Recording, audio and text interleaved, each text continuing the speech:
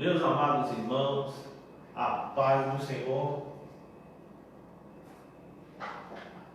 Amados irmãos, a paz do Senhor a todos. Muito bom dia, nessa manhã tão maravilhosa, nesse domingo tão especial que o Senhor preparou para nós. Graças a Deus. Deus seja louvado. Toda honra, toda glória seja dada ao nosso Deus, que Ele merece, né? Em nome de Jesus, quero louvar a Deus pela vida dos irmãos, nessa manhã de domingo, pela vida de cada um de vocês que nos acompanham, através do Facebook, através da Rádio Gospel Triunfo FM, através do aplicativo de nossa rádio, né? Que você continue nos acompanhando, sendo abençoado pela palavra de Deus. Quero louvar a Deus porque hoje, mais uma vez, iremos estudar a palavra de Deus, a nossa lição da Escola Bíblica Dominical. No dia de hoje, nós estaremos estudando a lição de número 6, a condição dos gentios sem Deus. Louvado seja o nome do Senhor. E na manhã de hoje, está comigo aqui meu amigo, irmão em Cristo Jesus, presbítero Antônio Pereira. Na paz do Senhor, é um prazer estar aqui com os nossos irmãos, para aprendermos juntos do Senhor nesta manhã, né? Glória a Deus. Deus abençoe. Presbítero irmão Tonzinho, né? Como nós chamamos carinhosamente, missionário da casa do Senhor. Os amados irmãos sabem que temos outros professores que estavam conosco também na semana passada. Eu já quero saudar aos nossos irmãos, o irmão Josué, o irmão José Márcio, o irmão Nunes, né? São irmãos abençoados que têm cooperado conosco e nós temos aprendido juntos. E hoje vamos aprender um pouco mais da palavra do Senhor, tá bom? Então nós estaremos fazendo uma oração de gratidão a Deus, orando ao Senhor, agradecendo a Ele por este dia, né? Hoje também uma data muito especial, aonde se comemora o Dia das Mães. Eu já quero parabenizar todas as mães que nos acompanham, que nos ouvem. Que Deus te abençoe, te guarde, te cubra de paz e graça. Ele capacite a cada dia nesse dom, nesse privilégio que é ser mãe. Em especial a minha mãe, que está ali no estado de São Paulo, Dona Francisca Gonçalves da Silva. Ela certamente está me ouvindo, porque todos os domingos ela sempre escuta. Minha mãezinha querida que eu amo. A minha sogra, a irmã Osana, aqui da nossa igreja, que também é minha mãe do coração. E mais especial ainda, a minha esposa, a irmã Ana Paula, que está sendo mamãe agora, mãe de primeira viagem, e graças a Deus por tudo, né? Que Deus abençoe em nome de Jesus. Vamos orar, irmãos, em nome de Jesus. Soberano Deus e eterno Pai, Deus, em nome de Jesus, nós te louvamos, te agradecemos por tudo, Senhor, nessa manhã, pelo teu grande amor, pelo privilégio de te servirmos, pela tua graça que nos alcançou, ó Pai. Senhor, nessa manhã nos ajude a compreendermos um pouco mais da tua palavra, que cada vida, Senhor, que está nos ouvindo, cada pessoa que nos acompanha, sejam abençoadas, Senhor, sejam tocadas pela tua palavra. Abençoa, Senhor, cada senhora, cada mulher, cada mãe nessa manhã, cobrindo com o teu sangue, protegendo, livrando. Em nome de Jesus, Senhor, nesse momento tão difícil que a humanidade está vivendo. Que o Senhor continue salvando, libertando, alcançando vidas. Em nome de Jesus, nós te agradecemos e que possamos aprender nessa manhã. Amém. E glória a Deus. Meus amados irmãos, a lição de hoje é a condição dos gentios sem Deus. Nós estamos estudando durante esse trimestre sobre a igreja eleita, redimida pelo sangue de Cristo e selada com o Espírito da promessa. E hoje vamos estudar sobre a condição dos gentios sem Deus. O textual encontra em Efésios capítulo 2, versículo 11, e a leitura bíblica em classe em Efésios capítulo 2 também, versículo 11 e 12, e Romanos capítulo 4, 12 e 14. Essa lição nos ajuda a compreender um pouquinho o projeto de Deus, o plano de Deus para salvar o povo, para alcançar o povo, para chamar de seu. Tá bom? Então, o textual vai dizer assim, Efésios capítulo 2, versículo 11. Portanto, lembrai-vos de que vós, noutro tempo, éreis gentios na carne, e chamados à incircuncisão, pelo que na carne se chamam circuncisão feita pela mão dos homens. Verdade prática: outrora sem Deus por meio de Cristo, os gentios tornaram-se descendência de Abraão e herdeiros das promessas. Louvado seja o nome do Senhor. Pela fé, meus amados irmãos, nós alcançamos essa graça. Através da fé, e sendo adotados por Deus, passamos a ter o privilégio de ser chamados filhos de Deus, participantes da família de Deus e co-herdeiros com Cristo de toda a herança dada por Deus. Leitura bíblica em classe, Efésios capítulo 2, versículo 11 e 12, e Romanos capítulo 4, versículo 12 e 14. A leitura da palavra de Deus é de suma importância para as nossas vidas. Diz assim a palavra de Deus, Efésios 2, 11 e 12 novamente. Portanto, lembrai-vos de que em vós outro tempo éreis gentios na carne, e chamados incircuncisão, pelo que na carne se chamam circuncisão feita pela mão dos homens, que naquele tempo estavam sem Cristo, separados da comunidade de Israel e estranhos aos conceitos da promessa, não tendo esperança e sem Deus no mundo. Romanos capítulo 4, versículo 12 e 13 e 14 diz assim: e fosse pai da circuncisão daqueles que não somente são da circuncisão, mas que também andam as pisadas daquela fé que teve nosso pai Abraão, que tivera na incircuncisão.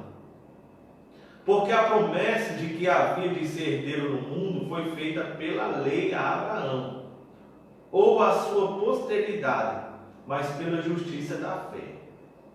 Pois, se os que são da lei são herdeiros, logo a fé é vã e a promessa é aniquilada. Nós vamos já sistematizar esses textos e vamos aprender um pouco mais da palavra de Deus. Vamos para a introdução, meus amados irmãos, da nossa lição. Diz assim a introdução: na presente lição veremos o que o autor de Efésios lembra aos gentios, de que antes da regeneração eles eram incircuncisos e haviam experimentado 5 formas de privação. Estavam sem Deus, estavam sem Cristo, separados de Israel, alienados quanto à promessa, e quando diz aqui alienados, é no sentido de estarem alheios, de não pertencerem à promessa. Estavam sem esperança e sem Deus no mundo. Logo, estudaremos cada um desses aspectos. Louvado seja o nome do Senhor. O primeiro tópico diz: chamados incircuncisão. O primeiro ponto do tópico diz o conceito da circuncisão. O segundo diz o significado religioso da circuncisão. O terceiro diz a circuncisão do coração. E o quarto diz a circuncisão da nova aliança. Tá bom? Nosso amado irmão Tonzinho estará fazendo um comentário desses pontos em nome de Jesus. Chamados incircuncisão. Na era antes de Cristo, além de mortos espiritualmente, os gentios eram desprezados pelos judeus e identificados como incircuncisos. Então vamos lá, irmão Tonzinho, aí aos pontos em nome de nosso Senhor e Salvador Jesus Cristo. Amém. Glória a Deus. É um assunto de grande importância, até porque quando se trata da condição do povo gentil, nós estamos incluídos, estávamos assim desprezados, vamos dizer, pela visão judaica, como um povo que não tinha jamais a sua identidade como povo, filhos da promessa, mas fomos adotados. Por sinal, meus queridos, primeiro ponto, chamados incircuncisão, o Tópico fala do conceito da circuncisão, e aqui, abordando aqui o texto, eu quero aqui pegar algumas referências bíblicas, a começar por Gênesis 17, para entender melhor esse assunto. Circuncisão é a remoção cirúrgica do prepúcio do órgão sexual masculino. Era prescrito na lei como sinal externo de quem pertencia ao povo da aliança com Deus. Vendo aqui Gênesis capítulo 17, versículos de número 10 e 11, para entender melhor o assunto, já que nós falamos aqui a respeito da chamada abraâmica como filhos da promessa, 17 de Gênesis, versículos de número 10 e 11, que diz da seguinte maneira: este é o meu concerto que guardareis entre mim e vós, e a tua semente depois de ti, que todo macho seja circuncidado. E circuncidareis a carne do vosso prepúcio, e isto será por sinal do concerto entre mim e vós. Para Deus chamar Abraão, a sua descendência, para um concerto, é necessário sabermos que Abraão, ele foi direcionado por Deus de uma maneira bem clara, de que ele deveria, não só ele, mas a sua descendência, a sua geração, precisariam entender que Deus estava os separando para si. Não é verdade? Inclusive, o Wendel, os nossos irmãos que nos acompanham agora, deixamos aqui bem claro que durante todo o propósito em que Deus escolheu para si um povo, ele não deixava de maneira alguma de direcionar aquele povo a um destino com o propósito de que eles seriam um povo chamado exclusivamente para ele.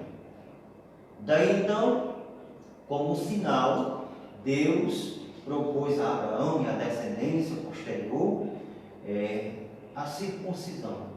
Esse seria o sinal entre o povo que Deus havia separado para ele e o povo gentil. Se bem que nós sabemos que Deus chamou dentre os gentios para tornar uma nação para ele.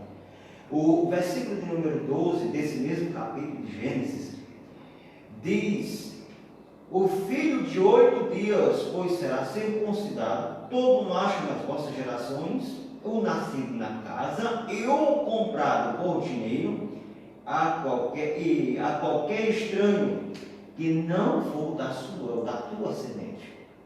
Foi comprado, veio de uma geração gentílica, seriam comprados por dinheiro, no caso, exemplo aqui, os escravos. Então eles teriam que ser circuncidados para fazer parte daquela geração na qual Deus havia selecionado. Quem não era circuncidado era tido como incircunciso e, portanto, excluído da aliança. Verso 14. O verso 14: o macho do prepúcio, cuja carne do prepúcio não estiver circuncidada, aquela alma será extirpada dos seus povos, quebrantou o meu concerto. Então, para entrar no arraial de Israel, para fazer parte dos filhos da promessa, teriam que passar pela circuncisão, visto que seriam comprados por dinheiro. Vamos citar o exemplo aqui: a preço de escravo, mas a circuncisão dava direito a eles fazerem parte do arraial de Israel. Não é assim? Vejamos aqui ainda o significado religioso da circuncisão. Sabemos bem que Deus não faz nada apenas por fazer. Deus tem um plano, Deus tem um propósito. Qual que seria o propósito de Deus? Todo aquele preceito religioso, todo aquele princípio religioso.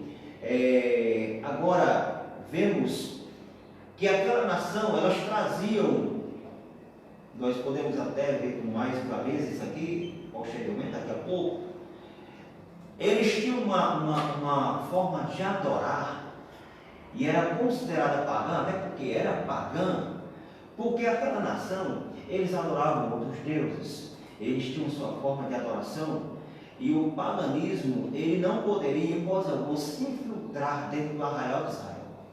Deus estava protegendo o seu povo, Deus estava guardando o seu povo, Deus estava mostrando para o seu povo que eles seriam exclusivos dele, e que ele não aceitaria, em hipótese alguma, qualquer outro tipo de adoração. Daí veio a circuncisão. Não foi circuncidado, era considerado pagão. Foi circuncidado, então poderia ter direito, a ser incluído ali nesse chamado para viver um novo preceito.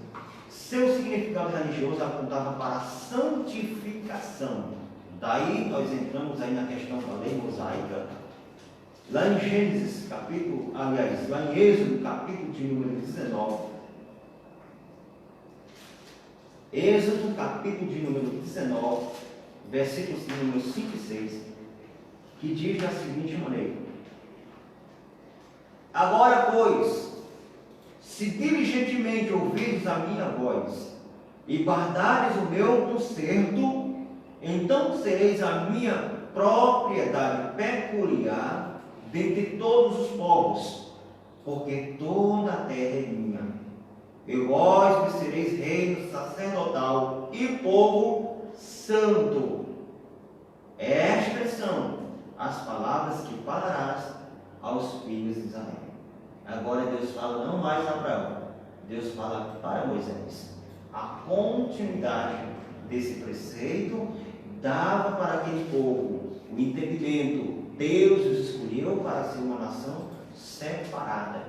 Deus os escolheu para ser um povo chamado para um propósito: honrá-lo, servi-lo e adorá-lo como um único Deus, Criador dos céus e da terra. Como a corrupção e as práticas idólatras estavam fortemente relacionadas com a sexualidade depravada, a circuncisão simbolizava a aliança de purificação requerida ao povo escolhido. Então, aquela nação pagã, elas incluíam até mesmo o ato sexual em si como um culto, uma forma de adorar o seu Deus pagão. O que era e que continua sendo até hoje abominação a Deus. Deus diz: não, minha nação, o meu povo não pode de maneira alguma ter essa relação. E principalmente quando se trata de uma questão de fé, então eles não podem aderir os mesmos costumes, as mesmas fé e as mesmas práticas que eu considero abominável. A gente vê, não foi à toa que Deus propôs destruir Sodoma e Gomorra. Então nós vemos que na época também existiam os prostitutos cultuais, homens que se depravavam de tal maneira que aquela imoralidade sexual, eles aderiam aos ídolos, eles colocavam diante dos ídolos como um ato,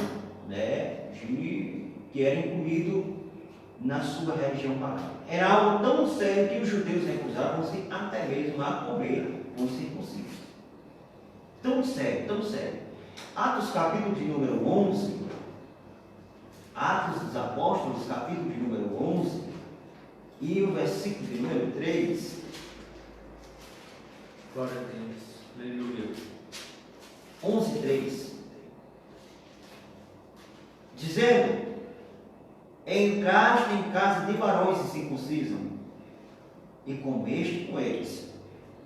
Então, o que acontece? Quando houve uma assembleia ali, até onde a noite a gente falava a respeito dos cristãos, quanto ao assunto de Pedro ter sido chamado à casa de Cornélio, e após ele pregar, o Espírito de Deus ali desceu, e foi uma coisa maravilhosa, e logo em seguida Cornélio e sua casa foi batizado.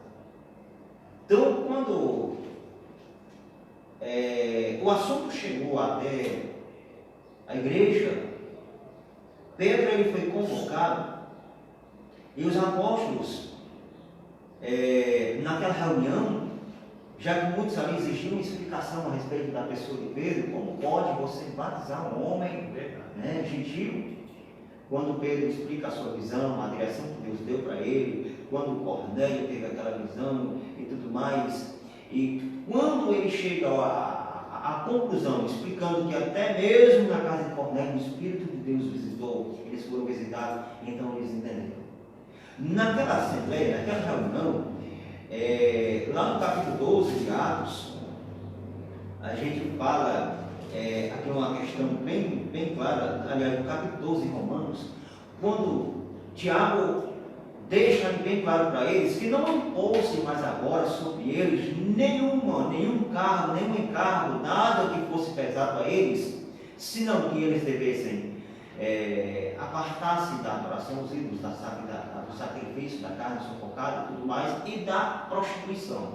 Por que e da prostituição? Porque a prostituição, o ato, como falamos aqui, era tido também como, além de ser um ato abominável, fora dos preceitos dados por Deus, exatamente por conta que dos gentios surgia também, era incluído também o ato sexual como adoração, relacionado à adoração pagã. Amém? Terceiro ponto, a circuncisão do coração. Era pedir aqui a cooperação com o meu irmão, o Wendel. Ele pode até iniciar aqui, trabalhando aqui esse terceiro ponto. Vamos trabalhar junto aqui, até porque a gente já estamos apontando aí para uma questão a partir da graça, né, que foi dispensada à igreja da atualidade. Terceiro ponto, meus amados irmãos, estarei fazendo a leitura. Diz assim: o apóstolo reconhece que os gentios não faziam parte da circuncisão, mas com uma ressalva: o sinal dos judeus era apenas físico e realizado por mãos humanas. A boa nova que Paulo traz é que a verdadeira circuncisão se tratava de uma operação externa na carne, realizada pelos homens, mas a que foi feita no interior, a que é do coração, cujo louvor não provém dos homens, mas de Deus, conforme diz Romanos 2:29.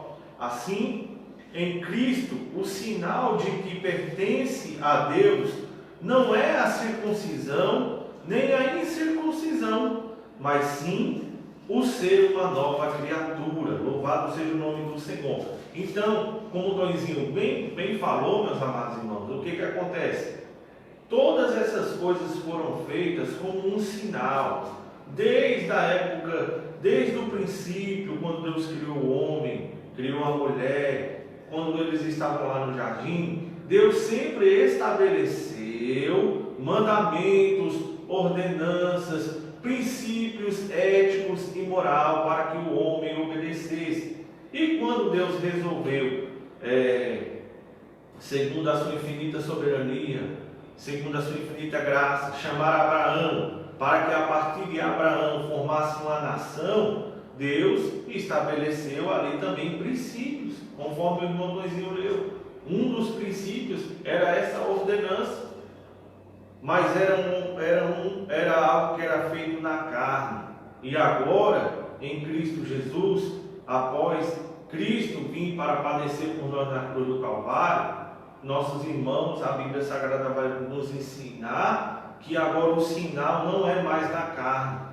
O sinal não é mais ser circuncidado ou ser incircunciso, mas ser uma nova criatura, ser uma nova pessoa, ser um regenerado, ser alguém que foi alcançado de fato por Cristo. É sim, verdade. Gálatas capítulo 6, versículo 15. Porque em Cristo Porque em Cristo Jesus, nem a circuncisão, nem a incircuncisão tem virtude alguma, mas sim o ser uma nova criatura. Verdade. Poderia até acontecer, irmão Tonzinho, uma pessoa chegar e ter uma vida toda embaraçada, toda bagunçada, alguém que não tem uma vida assim firme, né, na firmeza na fé, e chegar no arraial de Israel e dizer: não, mas eu sou circuncidado, né? Eu pertenço a Israel, eu sou circuncidado, mas muitas das vezes com o coração distante de Deus, né? Sem ter aquela obediência a Deus, sem ter aquela reverência. E assim Cristo vindo, ele veio nos mostrar que aquilo ali era só um sinal do que estava por vir, que era a circuncisão do coração. Como de fato é o que aconteceria hoje. E aceitar a circuncisão seria uma maneira de menosprezar a obra da cruz. Jesus nos deu a liberdade. E que liberdade é essa? Você crê, pelo fato de crer, tomou a decisão de confessar ao Senhor Jesus. Vai lá no capítulo 10 de Romanos, versículo 9 a seguir, nós usamos muito esses textos, essas referências bíblicas como um princípio, uma base para explicar a necessidade da decisão, da conversão, né? Confessar o Senhor Jesus de todo o coração, crer que Deus o ressuscitou dos mortos, será salvo. Visto, versículo 10, visto que com o coração se crê para a justiça, e com a boca, não mais com a circuncisão, mas com a boca, né, se faz confissão para a salvação. Até porque, onde foi lido aqui, a parte B diz assim: mas sim por ser uma nova criatura. O fato de sermos uma nova criatura, não mais circuncidado na carne, mas no coração, não mais o prepulso, mas o interior, nos faz entender que quando Jesus concluiu a sua missão, deu a sua vida na cruz do Calvário, nos trouxe a liberdade esta que mesmo agora sendo filhos por adoção, sendo israelitas por adoção, não mais segundo a velha aliança, mas segundo a nova aliança em Cristo Jesus. É assim? Quarto, a circuncisão na nova aliança. O assunto da circuncisão gerou discussões acaloradas entre os judeus e gentios.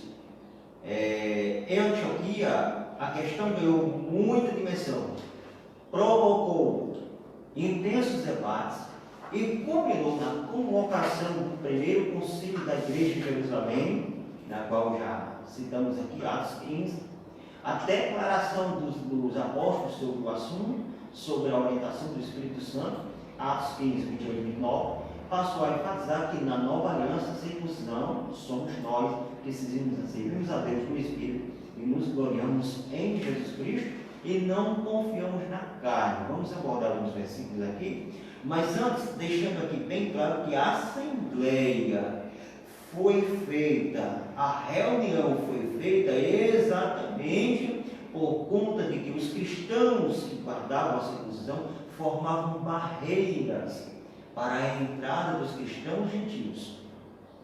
Vemos aí o caso de Cornélio em Atos capítulo 10.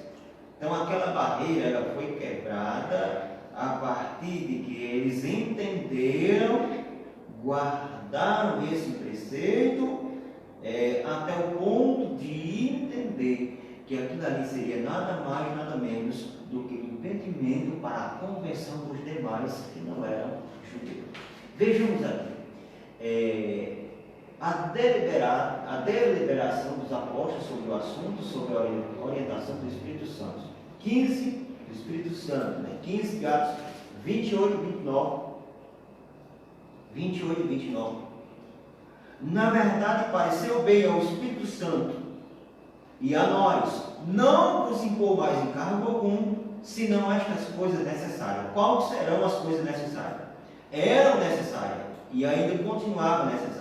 Que vos abstenhais das coisas sacrificadas aos ídolos, da qual ainda hoje predomina, ainda hoje existe essa necessidade de que nós se abstenha das coisas sacrificadas aos ídolos. O que mais? Do sangue e da carne sufocada e da fornicação. Destas coisas bem pareis, se vos guardares, bem vos guardem. Dessas coisas bem pareis, se vos guardarem, se evitarem, se não fizerem. Por quê? Porque agora nós entendemos que a lei em si, estávamos vendo essa questão, há uma diferença entre a lei cerimonial, porque ela se distingue se explica da seguinte maneira: a lei cerimonial e a lei moral. A guarda do sábado, por exemplo, não há necessidade de se guardar o sábado hoje, porque o sábado está incluído na área cerimonial. Não há uma necessidade de observar o sábado, porque se observarmos o sábado, então teremos que guardar todos os demais pontos da lei. 613 pontos da lei. Se quebrar um, será culpado de todos. A lei moral. Qual que é a lei moral? Por exemplo, não adulterarás, está ligada à moral do homem. A lei moral. Daí a gente vê que no Novo Testamento, nos Evangelhos, por exemplo, quando aquela questão lá do jovem rico, quando ele questionou, quando ele perguntou: Senhor, o que eu faço para ter a vida eterna, para ser salvo e tal? Jesus perguntou: sabe os mandamentos? Aí ele citou: não adulterarás, não. Ele foi citando um exemplo. Mas observe bem que se repete ali a lei, se repete ali os mandamentos, mas o sábado não está incluído. Não aparece, ele não diz lá, guarda o sétimo dia. Então vemos aqui que a questão moral, sendo abordada aqui, inclui aqui na Assembleia, a respeito do rito mosaico, inclui aqui o quê? A abster-se das coisas sacrificadas aos ídolos, do sangue da carne sufocada e da fornicação. Lei moral, da fornicação. Destas coisas fareis bem, se vos guardar, fareis bem. Então ele não exclui. Segundo, observe bem, passou a enfatizar que na nova aliança a circuncisão somos nós, que servimos a Deus no Espírito e nos gloriamos em Jesus Cristo e não confiamos na carne. Filipenses 3:3, o Edson procura aí para nós, leia para mim, Filipenses 3:3. Diz assim, a circuncisão somos nós que servimos a Deus no Espírito e nos gloriamos em Jesus Cristo e não confiamos na carne. Exatamente. E não confiamos na carne. Não foi à toa que em Mateus 26:41, Jesus disse que o Espírito está falando, mas a carne é fraca, tendenciosa às coisas que lhe atraem. Então, segundo ponto. Segundo ponto, meus amados, segundo tópico, diz assim: estranhos ao conceito da promessa. Nós vimos no primeiro ponto, um pouco sobre a circuncisão, o que significava no passado e o que significa no presente e o seu propósito. E agora vamos ver como os gentios estavam estranhos ao conceito da promessa. Meu Jesus amado, você consegue imaginar Deus chamando Abraão e dizendo: Abraão, eu vou fazer de ti uma grande nação. A tua descendência será chamada pelo meu nome. A partir de Abraão, viviam vários povos, várias nações politeístas que serviam a vários deuses. Cada deus tinha ali a sua forma, a sua imagem e o seu nome. E quando agora essas nações, principalmente quando a Bíblia deixa muito enfática, enfatiza a questão do Egito, assim, vai falar de Abraão, fala o Deus de Abraão. Aí vem os filhos de Abraão, vem o filho de Abraão, Isaac, o Deus de Isaac. Vem os outros filhos de Isaac. Aí vem Jacó, vem o Deus de Jacó. Aí vem os filhos de Jacó. Deus muda o nome de Jacó, passa a se chamar Israel. Divide-se em 12 tribos, o Deus de Israel. Você está vendo? Então, a partir de Abraão, agora o povo começa a conhecer o Deus verdadeiro, o Deus que habita no céu, o Deus criador de todas as coisas. Então, as nações olham para Abraão, olham para Israel, olham para Jacó, olham para aquele povo e veem Deus na vida deles. Um Deus que se manifesta com poder e grande glória. Um Deus que, quando levaram a arca da aliança para a casa de Dagon, no dia seguinte, Dagon estava prostrado diante da arca. E os homens não entendiam. Como pode? Dagon está prostrado diante da arca. Levanta Dagon, coloca Dagon de pé. Lá vai no outro dia novamente, Dagon está prostrado com seus membros cortados, apartados, diante do Deus de Israel, do Deus de Abraão, de Isaac e de Israel. Então, a partir dali, começa a se conhecer a esse Deus como o Deus de Abraão. Então, Deus tinha um projeto para com aquele povo, mas agora, essa promessa que era apenas para Israel, agora iria alcançar todos os gentios. Todos os povos agora poderiam chegar ao conhecimento desse Deus para servi-lo. Mas vamos ver como é que estava a condição desse povo. Vamos ver como é que esse povo estava. Se esse povo tinha condições de buscar a Deus. Se esse povo tinha consciência. Se esse povo tinha, por si próprio, podiam buscar a Deus. Vamos ver. Diz assim, nessa parte o apóstolo Paulo aponta a situação dos gentios. Naquele tempo, estáveis sem Cristo, separados da comunidade de Israel e estranhos aos conceitos das promessas. Efésios capítulo 2, versículo 12. Então vamos lá, uma vida sem Cristo, separados da comunidade de Israel, alienados ou alheios aos pactos das promessas. Esses 3 pontos, em nome de Jesus, compreendemos. Muito bem. Ao descrever a história passada dos gentios, o apóstolo traz à memória que naquele tempo, isto é, antes da regeneração, eles viviam imersos no paganismo e, portanto, sem Cristo. Isso indica que a religiosidade dos gentios era incapaz de inseri-los na promessa messiânica de salvação. João 4:22. Também significa que eles desconheciam a Cristo, como também eram diferentes as promessas acerca dele e de sua obra. Vamos daqui a pouco ver Hebreus 8:8. Eu estava observando aqui Atos, capítulo número 10,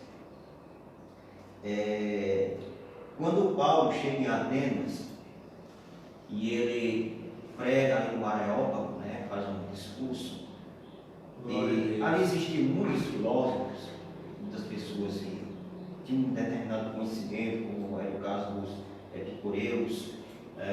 Então, deixe-me aqui, o texto diz assim: de sorte que disputavam com os judeus religiosos.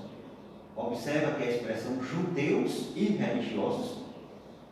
Judeus, filhos da promessa, e religiosos. Quem eram esses religiosos? Observe bem. E todos os dias na praça com os que se apresentavam. E alguns dos filósofos, epicureus, estoicos, contendiam com ele.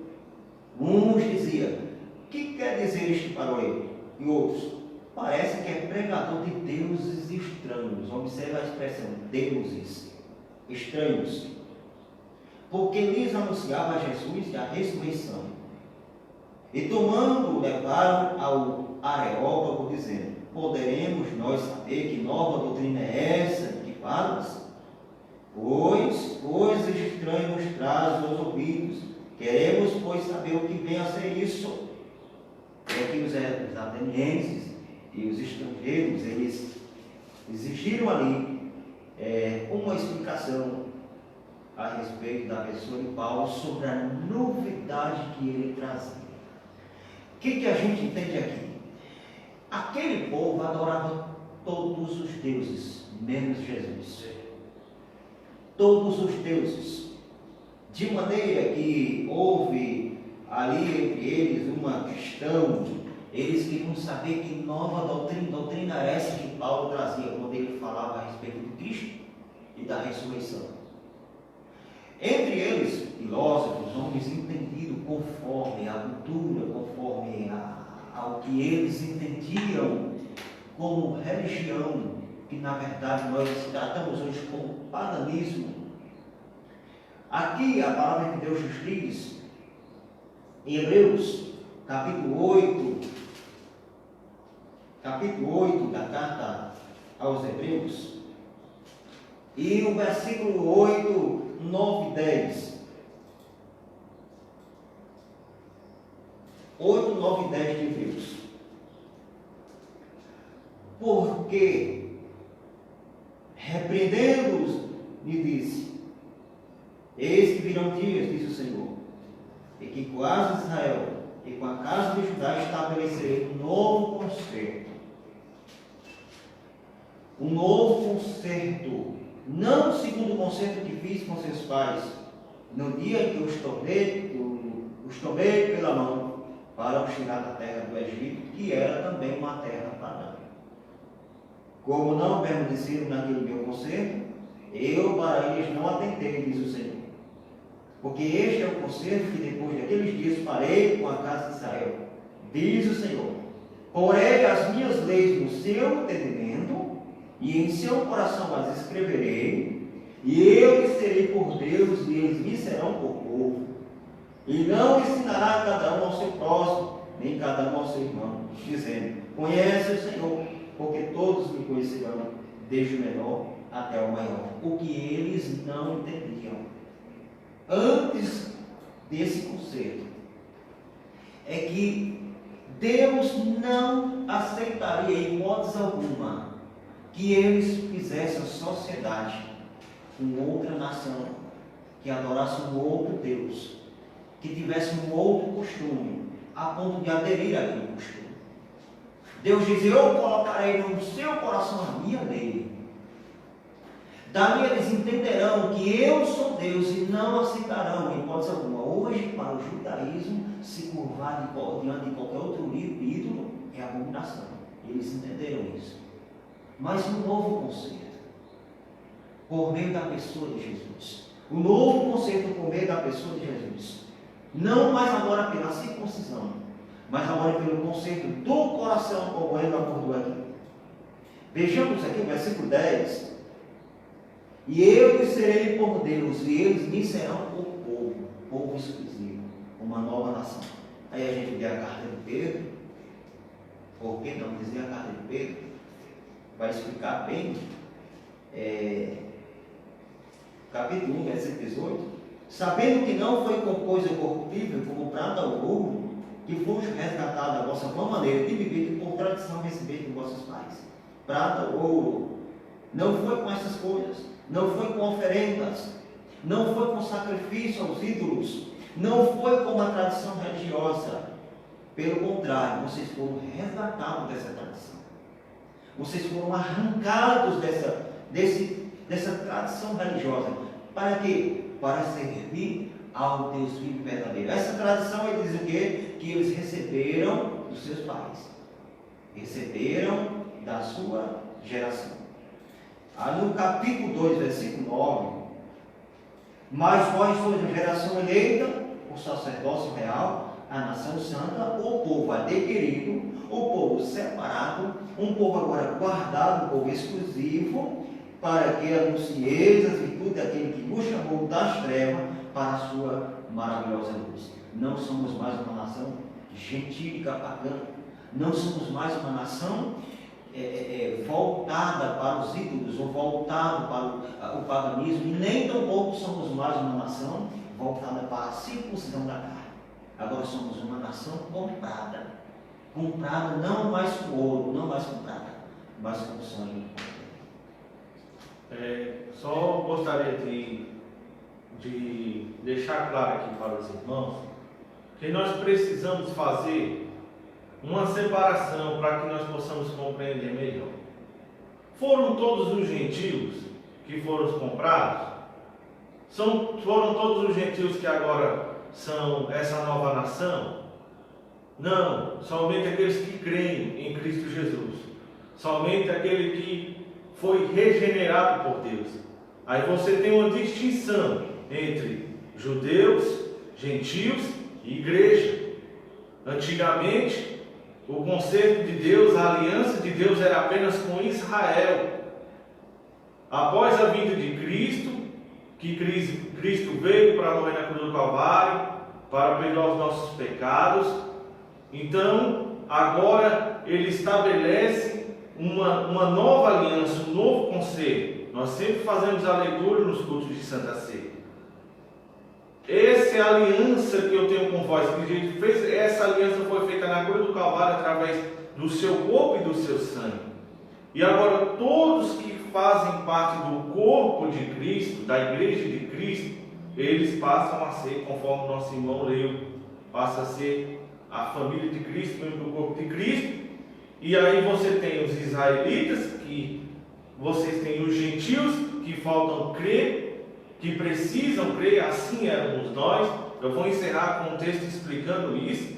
E temos a igreja de Cristo, que agora é o Israel de Deus. A igreja de Cristo é o Israel de Deus, que foi chamado por Deus nessa nova aliança. Lembrando que Deus não desprezou Israel. Ainda há muitas promessas para o povo de Israel, que será cumprida quando Cristo voltar e colocar os seus pés sobre os montes das oliveiras, e há de se cumprir o que está escrito: o grande dia do Senhor, quando o Senhor virá livrar Israel de todos os seus inimigos e estará reinando. Deixa eu só aqui abrir um parêntese para dizer algo a você. Você não vê os judeus chamando Deus de Pai. Você já viu? Você já leu no Antigo Testamento algum israelita chamando Deus de Pai? Porque Deus nunca se revelou para Israel como Deus Pai. Deus Pai foi revelado em Cristo Jesus. Quando Cristo veio revelar e dizer assim: a vontade de Deus, a vontade do meu Pai é que todos creem em mim e naquele que me enviou. E aí nós sim fomos adotados por Ele. E agora chegamos a conhecimentos que somos filhos de Deus, adotados por Ele. Veio para os seus, João capítulo 1, versículo 8, os seus não receberam, mas todos quanto receberam, dele o privilégio, o direito de serem chamados filhos de Deus. Então Israel aguarda o Messias, Israel aguarda o filho de Davi, Israel aguarda o filho de Davi, o rei dos judeus, como Jesus foi crucificado quando diziam. Ele diz que é rei dos judeus quando ele virá para reinar sobre todas as nações. Então nós vimos nesse primeiro ponto que uma das características dos gentios é serem separados de Cristo, ou seja, eles têm uma vida sem Cristo. Se você não aceitar Jesus Cristo como Senhor e Salvador da sua vida, você não tem Ele, você não tem a salvação, você é alheio a Ele, conforme nós estamos estudando. E agora no ponto 2, a outra característica é separados da comunidade de Israel. Já foi lido aqui, um israelita não aceitava nem sentar com um incircunciso. Era alheios a ele, alheios à sua promessa. Então vamos para o ponto 2, né? Separados da comunidade de Israel. Isso. Ainda no versículo 12, o apóstolo salienta a desvantagem de os gentios não pertencer à comunidade de Israel. Eles estavam excluídos, não só dos símbolos externos, mas também não faziam parte do povo escolhido. E, consequentemente, não poderiam usufruir dos privilégios da aliança de Abraão. A constatação cruel era de que Deus não havia se revelado aos gentios, pois a chamada divina fora feita somente a Abraão e a sua descendência. Nessa perspectiva, a lei e as promessas pertenciam somente aos judeus, e desse modo os gentios estavam fora do alcance das bênçãos prometidas a Abraão, a Isaac e a Jacó. Entretanto, os gentios precisavam saber que era por meio de Cristo eles também se tornariam descendência de Abraão. Glória a Deus. Descendência de Abraão. Gálatas 3:29. O que diz Gálatas 3:29? Vamos. 3:29 de Gálatas. Encontrou? Pode. E se sois de Cristo, então sois descendência de Abraão e herdeiros conforme a promessa. E herdeiros conforme a promessa. Se sois de Cristo, se vocês são de Cristo, se estáis em Cristo, então sois descendência de Abraão e herdeiros conforme a promessa. Lembrando que quem está em Cristo, nova criatura é. As coisas velhas se passaram e esse tudo se fez novo. Exato. 3. Alienados aos pactos da promessa. Uma vez separados da comunidade de Israel, os gentios desconheciam totalmente os vários pactos que Deus estabelecera com os patriarcas israelitas, na forma já falamos aqui, Abraão, Isaac e Jacó. Esses pactos giravam em torno da grande promessa do advento do Messias. Apontavam para o futuro. Glória a Deus. Dentre eles, o pacto abraâmico, Gênesis 12, do 1 ao 3, o pacto mosaico, Deuteronômio do 1 ao 14, 28 do 1 ao 14, e o pacto davídico, 2 Samuel 7, do 13 ao 16. Esses pactos eram reiterados da promessa messiânica. Os gentios não tinham noção deles e, por conseguinte, estavam alienados de qualquer promessa ou esperança messiânica. Agora, uma vez regenerados em Cristo, é revelada a grandeza do amor divino. De alienados da promessa por meio do sangue de Jesus, os gentios tornaram-se herdeiros da maravilhosa promessa, pelo fato de ter sido inclusos. Então, Cristo foi o meio para essa razão. Verdade? Louvado seja o nome do Senhor, irmãos. Como Deus foi maravilhoso conosco. Nós estávamos como aquela ovelha perdida, separada do rebanho, desgarrada, ferida. Mas Ele, com o seu grande amor que nos amou, estando nós mortos, a ovelha ferida, ela não tem condição de voltar para o meio do rebanho por si só. Não tem. A ovelha que está desgarrada, que não pode ouvir a voz de seu pastor, ainda não pode acertar o caminho de volta para casa. Mas o pastor, que é o nosso Senhor e Salvador Jesus Cristo, sumo pastor, ele foi lá buscar essa ovelha que estava perdida. Ela foi lá buscar você, meu amado ouvinte, meu amado irmão que me acompanha. Ele foi buscar a mim. Ele veio nos buscar para nos resgatar e colocarmos no meio do rebanho, para nos dar o direito de se alimentar. Louvado seja o nome do Senhor. Se nós estávamos, irmãos, outrora, praticamente estou lendo a introdução, mas se nós estávamos outrora em uma vida sem Cristo, estou lendo aqui, meus amados irmãos, Montõezinho, Montões e demais irmãos, e pensando, quantas nações ainda não existem que não conhecem a Cristo? Quantas pessoas que estão aí vivendo, que não sabem quem é Cristo? Não sabem. Dizem alguns especialistas, alguns entendidos, que o Salmo 23 é mais conhecido do que Jesus. As pessoas conhecem mais o Salmo 23 do que Jesus Cristo. Muitas pessoas ainda não conhecem de fato quem é Cristo e muito menos o seu propósito e o propósito da sua obra redentora de salvação. Então, se outrora nós estávamos alheios, separados, distantes, nesse presente século, através da vinda gloriosa de Cristo, nós agora temos esse direito.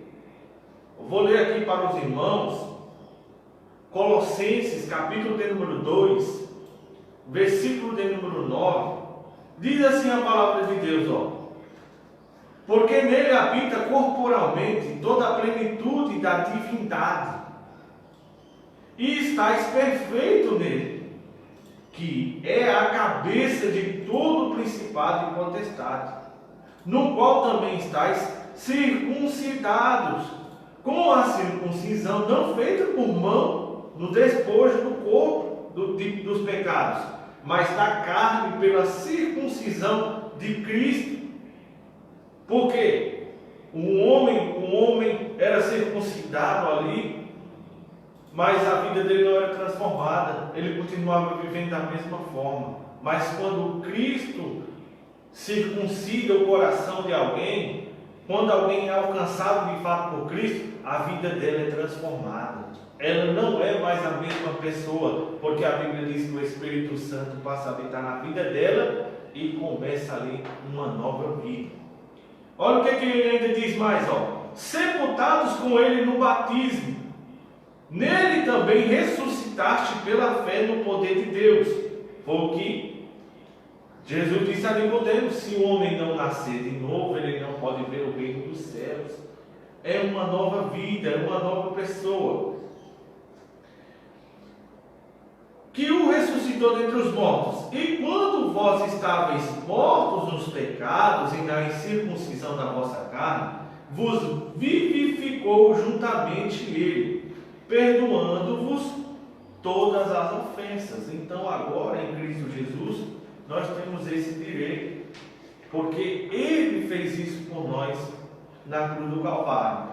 Outrora nós éramos como gentios, alheios, mas hoje, como igreja do Senhor, somos aqueles que têm o direito de toda a plenitude da graça de Deus. Vamos para o ponto número 3. Sem esperança e sem Deus. Agora Paulo passa a escrever a situação dos gentios que viviam não tendo esperança e sem Deus no mundo, que era uma característica daqueles atenienses, buscando ali um Deus sem esperança, sem ter certeza de nada. Então vamos lá: desprovido de esperança e sem Deus no mundo. A palavra esperança traz a ideia de confiança. E nas Escrituras, o seu principal uso está ligado à confiança na promessa, nas promessas divinas. Temos alguns textos aí referentes, como o Salmo 130, versículo 5, Jeremias 17, 7. Podemos afirmar que os gentios eram desprovidos dessa esperança por causa da parte da filosofia grega, que descartava a possibilidade de uma vida além do túmulo e que, consequentemente, pudesse ser ditosa. Além dessa questão, embora Deus tivesse decretado incluir os gentios no plano da salvação, eles mesmos ignoravam essa promessa e, por isso, não tinha em que sustentar qualquer esperança. Como a esperança é a âncora para a alma, os gentios desprovidos dela padeciam de medos e incerteza. Por conseguinte, a falta de esperança e de paz revelava a ausência de Deus.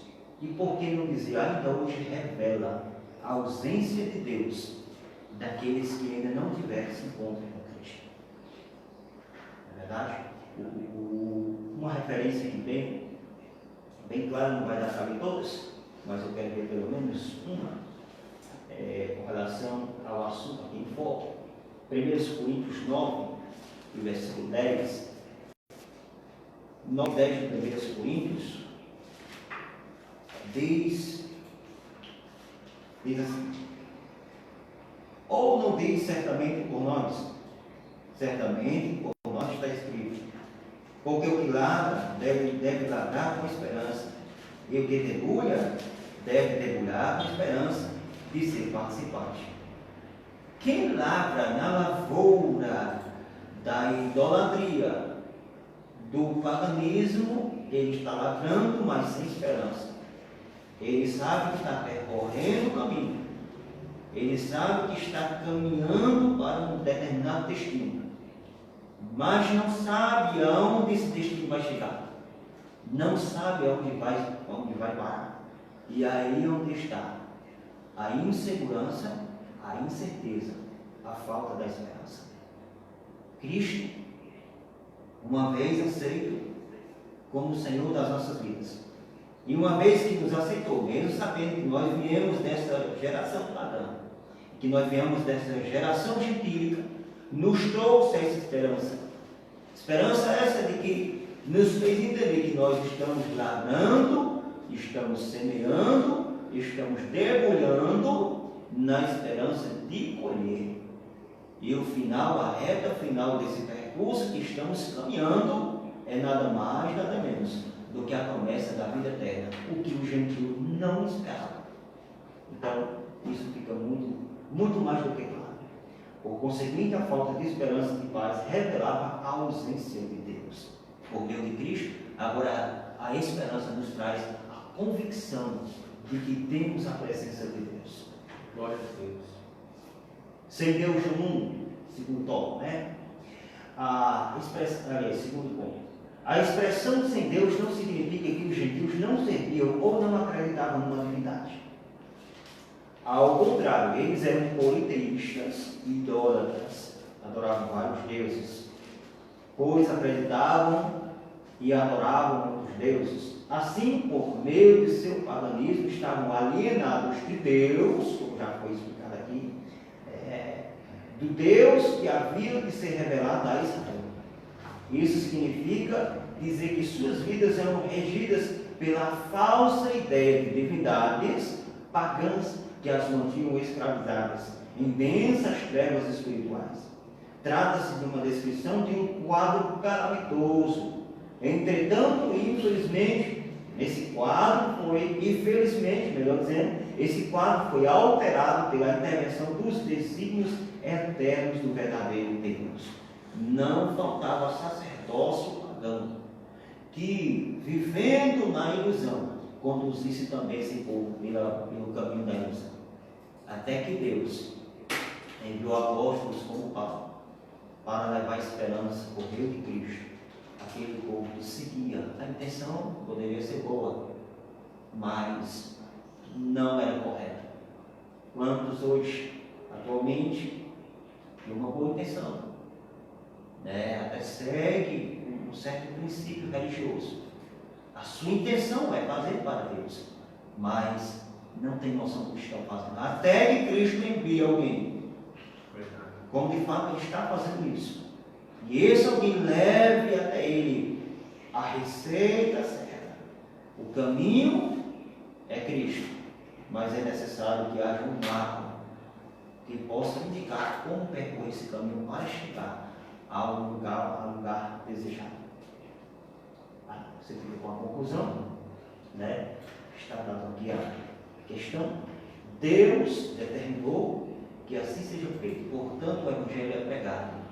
Jesus deu essa ordem, portanto ir e ensinar a todas as nações, batizando-os em nome do Pai, do Filho e do Espírito Santo, não em nome do paganismo, não em nome da religião, não em nome dos deuses, mas em nome do Pai, do Filho e do Espírito Santo, o que é o suficiente para você entender que esse é o caminho a percorrer para adquirir a vida eterna.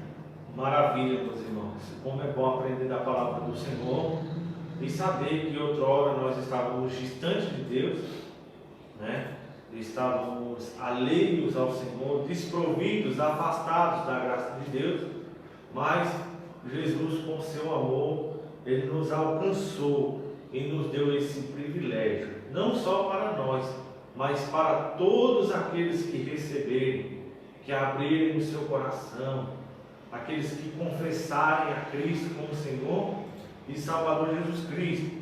Gostaria de enfatizar, pegando carona com o que o nosso irmão Antônio falou, é o que eu sempre tenho dito durante essa lição.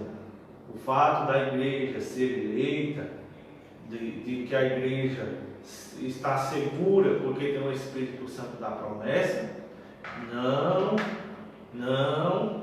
empata ou não impede de que ela continue a pregar o Evangelho da salvação. É uma ordenança divina, foi Jesus que ordenou. A igreja deve pregar o Evangelho a toda criatura, a todos os povos.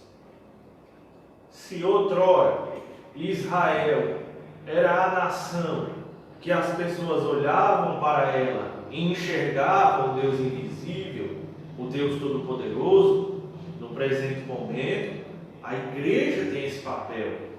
Os povos, as nações, o mundo precisa olhar para a igreja e enxergar Deus e ver Deus. O mundo precisa olhar para nós Olhar para a igreja não é olhar para o templo, é olhar para nós, que a igreja é composta por pessoas, e enxergar Deus. Outra coisa, Israel tinha consigo os mandamentos do Senhor, recebeu do próprio Deus as escrituras sagradas, a palavra de Deus, e eles tinham, era uma ordem de Deus que eles ouvissem a palavra de Deus. Você vai olhar aqui no comentário aqui, eu acho que um dos primeiros versículos que foi colocado foi isso: ouve, ó Israel, a palavra do Senhor. Ouvir a palavra de Deus. Segundo, guardar a palavra de Deus. E terceiro, compartilhar a palavra de Deus, expandir a palavra de Deus. Os povos precisavam conhecer os mandamentos de Deus. Assim também é a igreja de Cristo hoje. A igreja precisa ouvir a palavra de Deus, guardar a palavra de Deus e espalhar a palavra de Deus, para que muitas vidas conheçam o Evangelho da salvação, conheçam Deus, conheçam que o Senhor quer salvá-los, quer alcançá-los, resgatá-los, como diz o apóstolo Judas, meu Deus, arrebatando-os do fogo, porque toda a humanidade caminha a passos largos para o inferno. Assim outrora nós caminhávamos, mas a partir do momento que nós ouvimos a palavra, guarda a palavra, espalha a palavra, pratica a palavra, vive a palavra, nós agora somos feitos herdeiros de Deus, não mais alheios, não mais escravos. Louvado seja o nome do Senhor. Então, concluindo, no outro tempo éramos incircuncisos e estávamos excluídos da aliança com Deus. Estávamos, hoje nós não estamos mais. Irmãos, com todo respeito aos irmãos, à igreja do Senhor, nós precisamos, irmãos, falar com propriedade da nossa fé. Nós precisamos ter certeza da nossa salvação, certeza de que o Cristo que nós servimos é poderoso. O apóstolo Paulo, escrevendo aos Filipenses, terminando de escrever a sua carta, ele diz assim: eu tenho certeza que o Deus que eu sirvo, que os irmãos servem, é poderoso para suprir todas as vossas necessidades. Nós temos que ter propriedade, irmão, da nossa salvação, daquilo que nós cremos, daquilo que nós acreditamos, e a forma como o nosso Deus é poderoso para salvar, para libertar, para transformar e para mudar a nossa sociedade. Para que a nossa cidade seja transformada, meus amados irmãos, o nosso estado, a nossa nação, é preciso, irmãos, que nós se coloquemos como um verdadeiro povo de Deus, um exército de Deus, avante, proclamando esse evangelho da salvação e crendo de fato que Deus ele pode.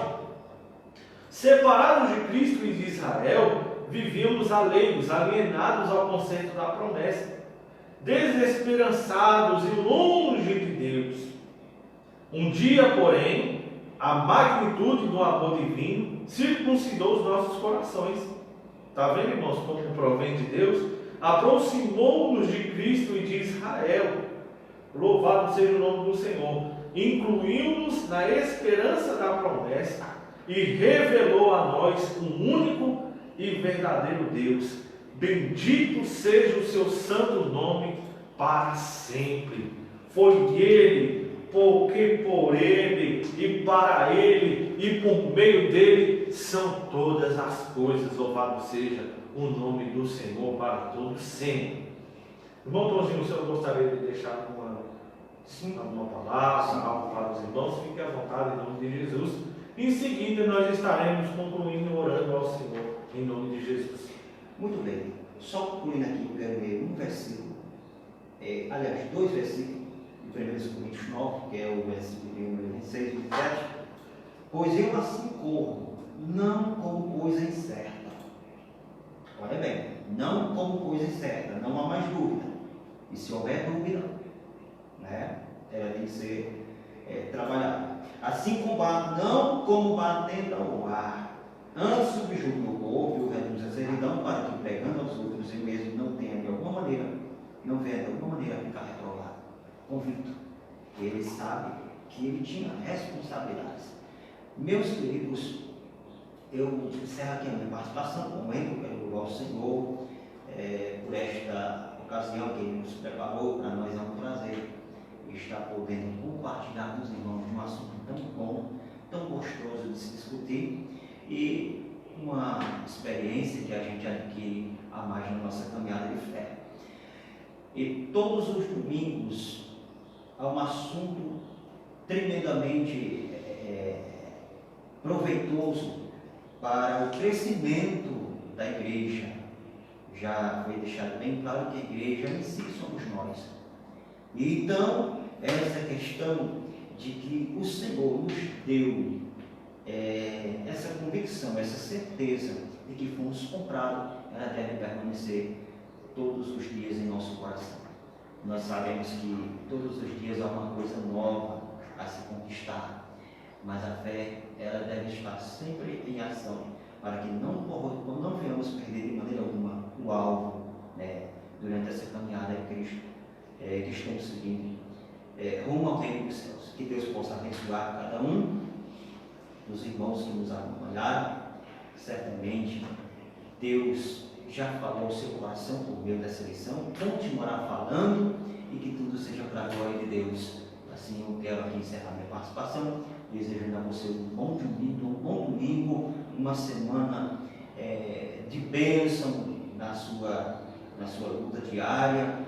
Aos irmãos que estão aí ainda na quarentena, se guardando, que Deus possa continuar abençoando você, falando no seu coração. E não esqueça, Deus está cuidando de cada um de nós. E iremos perseverar firme, olhando para Jesus, que é o autor consumado da nossa fé. Deus abençoe a todos.